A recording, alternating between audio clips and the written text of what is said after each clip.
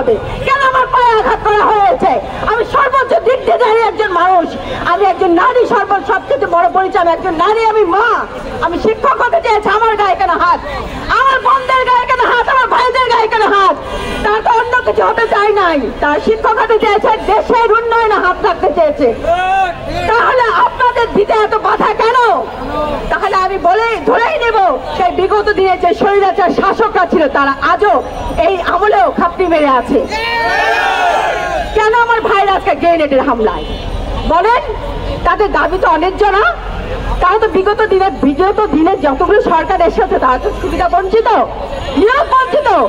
Certificate আপনি দিয়েছেন, corona মহামারী এটা প্রাকৃতিক দুর্যোগ, সেই দুর্যোগের কারণে যদি কেউ পিছপা হয়ে যায়, কারো যদি জীবন থেকে 4টা বছর চলে যায়, তাহলে তার জন্য কি সেই লোকটা দায়ী?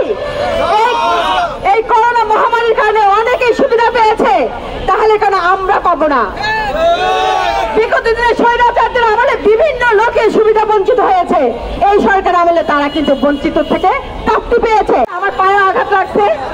আপনারা জানেন যে আমাদের ন্যায্য দাবি, আমরা 4 বছর ধরে আন্দোলন করছি। আমরা সুবিধা বঞ্চিত, এখানে যারাই আছে আমরা কিন্তু সুবিধা বঞ্চিত 1 থেকে 17তম। আমাদের হয়তো আলাদা ব্যানার হতে পারে, এখানে 17তম যারা আছে তাদের ব্যানার আলাদা, আমাদের ব্যানার 1 থেকে 12তম আলাদা, কিন্তু আমাদের নীতি নৈতিকতা, আমাদের চাওয়া, আমাদের পাওয়া এক, অভিন্ন। কারণ আমরা বিভিন্ন সময় বিভিন্ন ভাবে নির্যাতিত, স্বৈরাচার শাসনের সময় আমরা নির্যাতিত হয়েছি। বিগত দিনে হাসিনার সরকারের সময় যখন দীপুমণি ছিলেন, কথা দিয়েও কিন্তু কথা রাখেন নাই। আমরা তখনও বঞ্চিত, 200 দিন আন্দোলন করার পরেও আমরা তারপরে কিন্তু নফেলের কাছে গিয়েছি, আমরা তখনও বঞ্চিত। আমরা কিন্তু বিগত 19-এ আমাদের একটা সিদ্ধান্ত হয় যে বয়সটাকে প্রমোশন করে আমাদের জন্য একটা বিশেষ ছাড় দেওয়া হয়, একটা বিশেষ গণবিজ্ঞপ্তি দেওয়া হয়, কিন্তু সেই গণবিজ্ঞপ্তিটা কেন দেওয়া হয় না জানি না। সবাই বলছে দেওয়া হবে, কিন্তু কেন দেওয়া হলো না? এত ক্ষমতাধর লোক যদি ক্ষমতায় থাকে, তাহলে আমরা সাধারণ জনগণ কোথায় যাব? ভাই বোনের আত্মত্যাগে আজকে নতুন বাংলাদেশ হয়েছে, সেই ভাই বোনের রক্ত কি বৃথা যাবে?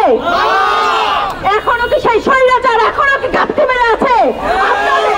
আপনাদের কাছে আমার প্রশ্ন, কেন আজও আমরা বঞ্চিত?